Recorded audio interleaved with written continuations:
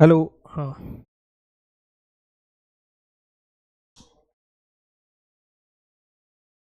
ध्यान दीजिएगा। यहां पे समझोगे। अब अगला हमारा जो टर्म पढ़ना है वो है मोलैलिटी। ध्यान दीजिएगा।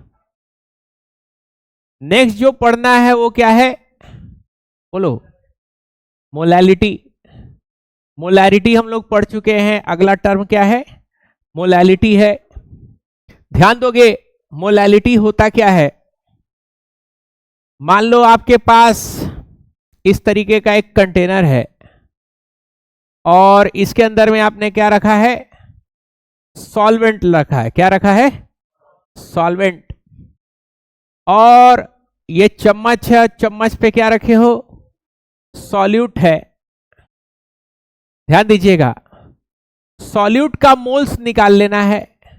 Moles of solute. और मोल्स ऑफ सॉल्यूट को हम लोग किससे रिप्रेजेंट करते हैं? एनबी से रिप्रेजेंट करते हैं। आपको जो सॉल्वेंट रखना है, ये सॉल्वेंट जो है किलोग्राम में रखोगे। किसमें रखोगे? किलोग्राम में रखोगे।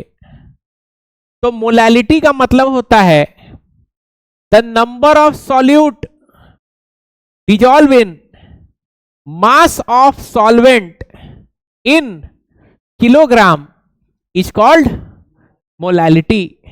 यानी कितना नंबर आपने सॉल्यूट का, कितना मोल्स आपने सॉल्यूट का ऐड किया है किसमें? सॉल्वेंट में। और सॉल्वेंट किसमें रहेगा? किलोग्राम में रहेगा। तो उस टर्म को हम लोग क्या बोलते हैं? बोलो। मोलैलिटी बोलते हैं। तो मोलैलिटी का मतलब ये होगा, ध्यान दीजिएगा, the number of moles of solute added in solution in litres, sorry, in solution नहीं है, क्या है? In solvent in kilogram called, क्या कहेंगे? मोलैलिटी बोलेंगे। क्या बोल देंगे? मोलैलिटी बोल देंगे। समझ पा रहे हो बात को? कोई दिक्कत? मोलैलिटी कहेंगे। कोई प्रॉब्लम यहां पे? बोलो। तो मोलैलिटी का जो फॉर्मूला होगा, मोलैलिटी का क्या फॉर्मूला होगा? मोलैलिटी का फॉर्मूला होगा moles of solute divided by mass of, बोलो, सॉल्वेंट। और किस में? किलोग्राम में। किस में होगा? किलोग्राम में। तो ध्यान दोगे तो मोलैलिटी का क्या फॉर्मूला बनेगा? मोल्स ऑफ सॉल्यूट क्या है? बोलो, एनबी डिवाइडेड बाय मोलैलिटी की मास ऑफ, बोलो, मास ऑफ सॉल्वेंट। और ये सॉल्वेंट का मास हमेशा किस में होगा? किलोग्राम में होगा। कोई दिक्कत यहां पे? तो ये इस तरीके से ये जो है आपका, ये क्या आ गया? ये आ गया आपका मोलैलिटी। क्या आ चुका है? मोलैलिटी आ चुका है। समझ पा रहे हो बात को? अब इसके यूनिट के बारे में हम लोग थोड़ा सा चर्चा करेंगे। किसके बारे में? Unit of molality. तो बताओगे यूनिट क्या है मोलैलिटी का? तो देखो, मोलैलिटी का क्या फॉर्मूला होता है? NB by moles of solute divided by mass of solvent. तो बताओ, मोल का यूनिट क्या होता है? मोल ही होता है क्या? और मास का यूनिट क्या होता है? किलोग्राम होता है। तो मोल ऊपर है, किलोग्राम किलोग्राम नीचे, तो किलोग्राम ऊपर आएगा तो क्या हो जाएगा? Kilogram inverse. और इसको हम लोग क्या लिखेंगे? इसको हम लोग स्मॉल एम से रिप्रेजेंट करेंगे। किससे रिप्रेजेंट करेंगे? स्मॉल। वहां मोलैरिटी कैपिटल एम से था, यहां पे मोलैलिटी किससे है? स्मॉल एम से है। समझ पा रहे हो बात को? बोलो। कोई प्रॉब्लम? तो ये हो गया यूनिट ऑफ मोलैलिटी। अब एक क्वेश्चन करेंगे। इस क्वेश्चन से जो है बाकी चीजें आपकी क्लियर हो जाएंगी। क्वेश्चन क्या है इसको जरा सा समझना। 4 ग्राम कॉस्टिक सोडा यानी NaOH डिजॉल्व इन 500 ग्राम, बोलो, वाटर। कैलकुलेट, क्या कैलकुलेट करना है आपको? आपको कैलकुलेट करना है मोलैलिटी। क्या कैलकुलेट करना है? मोलैलिटी कितना होगा। तो यहां पे देखो सॉल्यूशन में क्या है, बोलो, मास ऑफ सॉल्यूट, WB से रिप्रेजेंट करते कितना है मास ऑफ सॉल्यूट? 4 ग्राम है क्या? क्या निकालना है? मोल्स निकालना है क्या? तो Na का 23 होता है, ऑक्सीजन का 16 होता है और हाइड्रोजन का 1 होता है। तो देखो मोलर मास क्या होगा? Molar mass of NaOH। तो क्या क्या है? Na है, HO है, और क्या है? H है। तो Na का कितना है? 23, ऑक्सीजन 16 और ये 1 कितना हो जाएगा? 40 ग्राम। तो बताओगे नंबर ऑफ मोल्स क्या हो जाएगा, यानी Nb कितना होएगा? बोलो, मास बाई मोलर मास, यही होता है ना। बोलो, तो मास कितना है? 4 ग्राम, और मोलर मास कितना है? 40। ये 1/10 यानी कितना आ गया? 0.1 मोल। अच्छा, मास ऑफ सॉल्वेंट कितना है? बोलो, मास ऑफ सॉल्वेंट 500 ग्राम लिए थे क्या? किलोग्राम में कितना होगा? 500 डिवाइडेड बाई 1000 कितना हो जाएगा? ये और ये कट गया, कितना आ जाएगा? 0.5 kg आ जाएगा। कितना आ जाएगा? 0.5 kg आ जाएगा। तो यहां पे देखो मोलैलिटी चाहिए। क्या चाहिए? मोलैलिटी चाहिए। तो मोलैलिटी क्या होगा? Nb by mass of solvent. तो आपको पता है क्या कितना आएगा? मोलैलिटी कितना है? 0.1 मोल, और मास ऑफ सॉल्वेंट कितना है? 0.5 kg, यानी 1/5 हो जाएगा क्या? मोल पर केजी। यानी कितना होगा? 1/5 को क्या लिखेंगे? 0.2 लिखते हैं क्या? मोल पर केजी। और इसी को किससे लिखेंगे? कैपिटल स्मॉल m से लिखेंगे। ये क्या आ गया आपका? ये आ गया मोलैलिटी। क्या आ गया है? मोलैलिटी।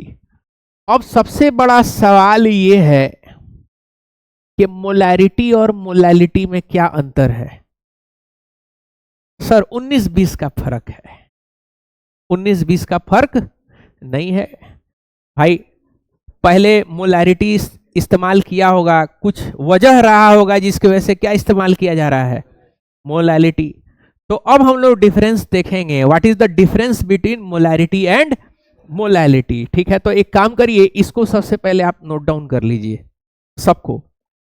ठीक है, फिर हम लोग डिफरेंसेस देखेंगे। What is the difference between molarity and molality? ठीक है।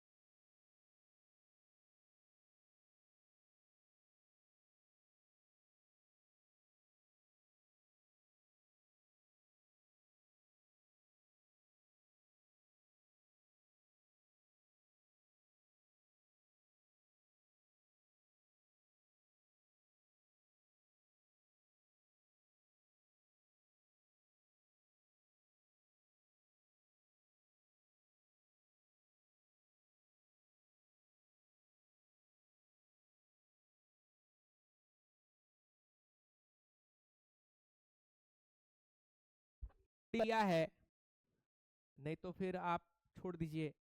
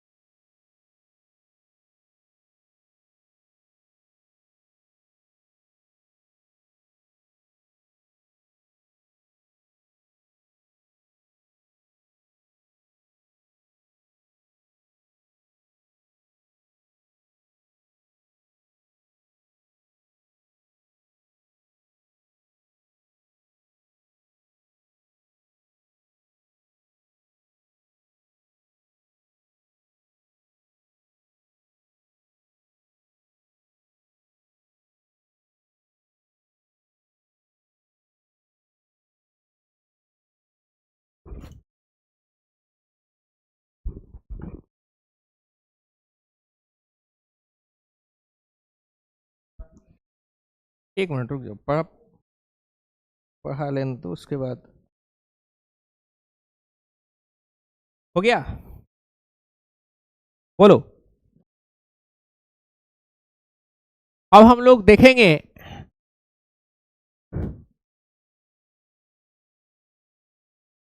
लिख लियो ना सभी लोग, ठीक है। अब हम लोग देखेंगे difference between molarity and molality. ध्यान दोगे, डिफरेंस बिटवीन मोलैरिटी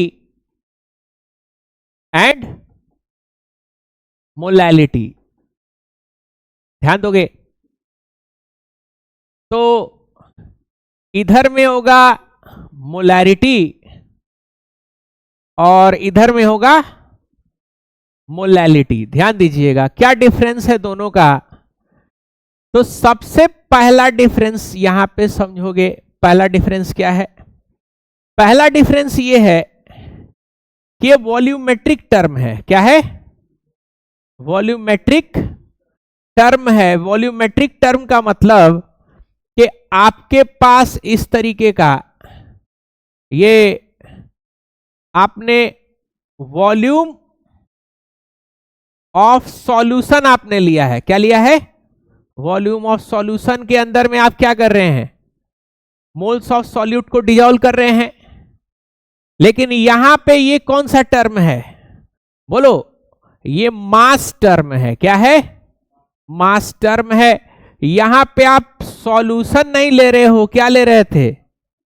सॉल्वेंट का यूज कर रहे थे। सॉल्वेंट किस में था? किलोग्राम में था। ये वॉल्यूम किस में था? ये लीटर में था। यहां पे किलोग्राम है। सेम आपका एनबी है और एनबी किस में है? बोलो। एनबी आपका मोल्स है और ये सॉल्वेंट किस में है? Solvent kilogram. तो ये मास टर्म है। मोलैरिटी क्या है? मास टर्म है। और ये कौन सा टर्म है? वॉल्यूम टर्म है। क्या है? वॉल्यूम टर्म है। कोई दिक्कत यहां पे? दूसरा डिफरेंस क्या है? यूनिट। इसका यूनिट क्या था? मोल पर लीटर या कैपिटल्स एम से रिप्रेजेंट करते थे। इसका यूनिट क्या है? बोलो। मोल पर किलोग्राम। और किससे रिप्रेजेंट करते हैं? स्मॉल एम से रिप्रेजेंट करते हैं। कोई दिक्कत? इसका जो डेफिनेशन है वो डेफिनेशन क्या हुआ करता था? The number of moles of solute dissolve in, बोलो, डिसॉल्व इन सॉल्यूशन इन किसमें? लीटर। और यहां पे क्या है? इसका डेफिनेशन क्या है? The number of moles of solute dissolve in, क्या था? सॉल्वेंट था। किसमें? केजी। यानी यहां पे सॉल्वेंट का इस्तेमाल किया गया है और यहां पे किसका इस्तेमाल किया गया था? सॉल्यूशन का इस्तेमाल किया गया था। एक जगह सॉल्वेंट का यूज किया गया, एक जगह सॉल्यूशन का। कोई दिक्कत यहां पे? अंतिम बहुत ही इंपॉर्टेंट चीज समझना। मुस्कुरा रहे हैं, क्या गम है जिसको छुपा रहे हैं? प्रपोजल और पोजल कहीं एक्सेप्ट हो गया है का दोना? बताओ। अभी प्रपोजल अगर एक्सेप्ट कर लिए, मतलब प्रपोजल एक्सेप्ट नहीं किए, विनाश पे क्या कर लिए? साक्षात सिग्नेचर कर लिए, है कि नहीं? हम देखे हुए हैं, मतलब हम क्या बताएं, ठीक है ना? कहना नहीं चाहिए लेकिन मतलब तुम लोग का नहीं कर रहे हैं, मजाक हम कर रहे हैं एक तरीके से, ठीक है ना? लेकिन कहना नहीं चाहिए। हम देखे हैं लव मैरिज करने वाला आदमी का उम्र जो है 40 साल से ज्यादा हम नहीं देखे हैं अभी तक। 40 साल के ऊपर क्या हो गया? ऊपर टेबल गया। और उसका कारण ये है ना कि जिस टाइम में उसको मेहनत करना चाहिए था उस टाइम में वो क्या कर रहा था? हाँ, उस टाइम में रात में बतियाना, ठीक है ना, दिन में सोना, और क्या बोलते हैं आपका, कोई काम धंधा नहीं करना। तो प्रोडक्टिव टाइम जो आपका होता है ना, प्रोडक्टिव टाइम क्या हो गया, सत्यानाश हो गया बुरी तरीके से।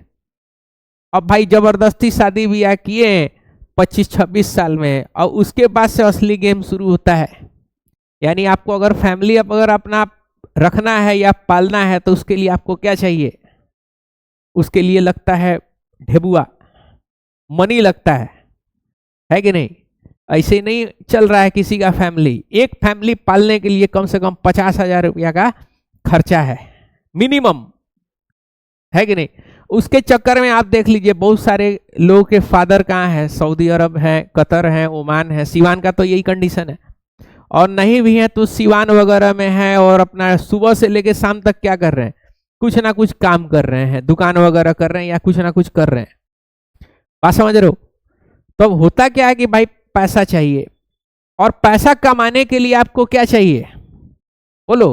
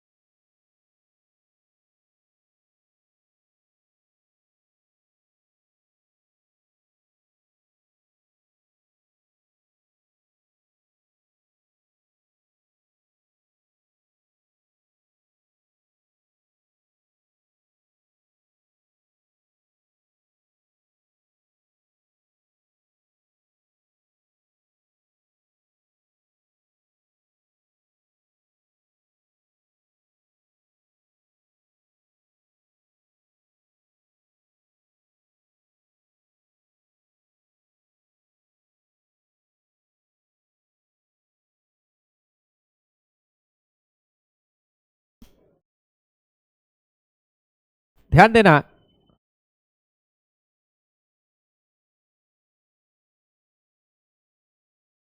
मोल मैप में अब हम लोग को एडिशन करना है, ठीक है।